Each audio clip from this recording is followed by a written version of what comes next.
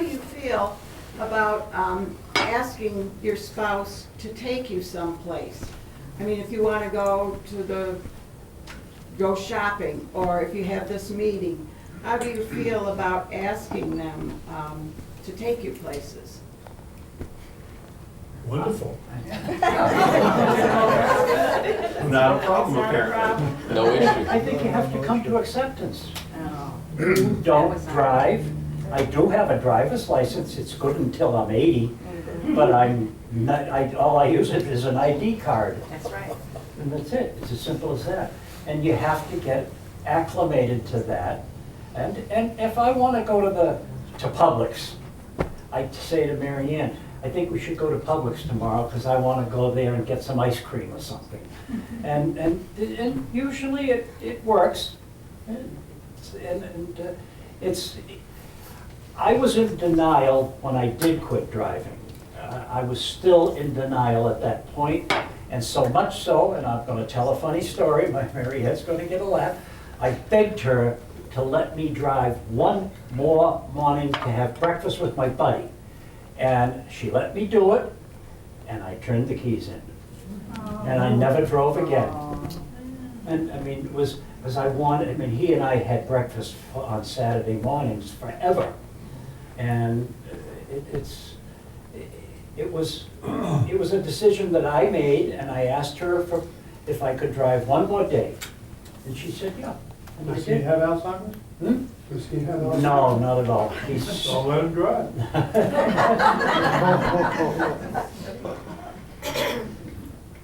Then do you ask her every Saturday to go and meet this person? no, all those days are gone. No, we tie things together then, now he and I do. Now, if I know I want to go get a haircut on such and such a day, I'll call Arthur and I'll say, Arthur, what are you going to be doing on Friday, or whatever day it is? And he'll tell me, well, why don't we, get your hair cut and then come over to my office and we'll go to lunch. And we do. Yeah. And it works for me. I don't know if this is a question as much as a comment, but you're fortunate in that you remembered what your neurologist told you. Oh, yes. 5 doctors have told my husband that he should not drive, and he's driving.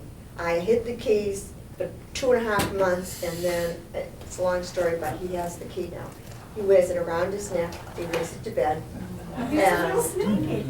sneaky, and I'm just horrified. I've had hissy fits. I've said, I'm out of here, I'm leaving you. If you're in an accident, you kill someone, you'll never forgive yourself, I'll never forgive you, and anything we have will be gone because we'll be sued, whatever. You shouldn't drive.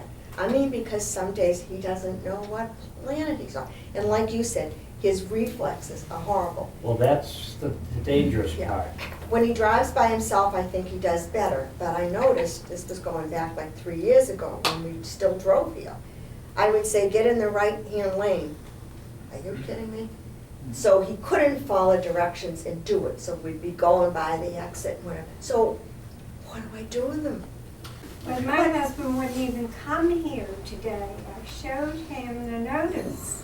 I Well- said, please come with me.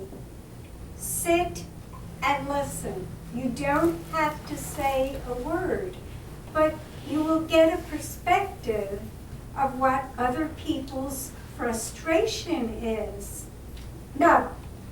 And, you can't, there's nothing I can do with that. So let me try this. Well, Pat, not just the issue of driving, but in general, if the caregiver, if the patient thinks there's not a problem with them at all. Then you're the problem. You're not protecting him, and you're not protecting all the other people out on the road driving the car. It is your job. I don't care whether he likes it or not, you gotta do it.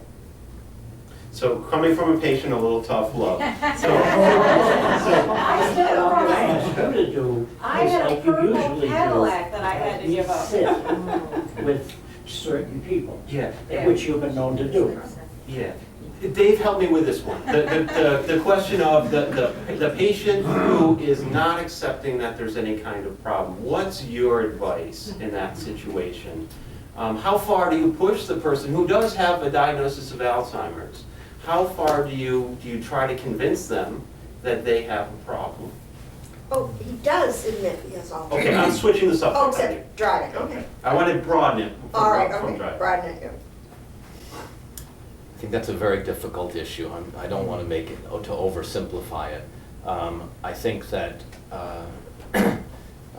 denial that one is having problems with whatever it might be, driving or other things, is a significant roadblock toward taking care of an individual.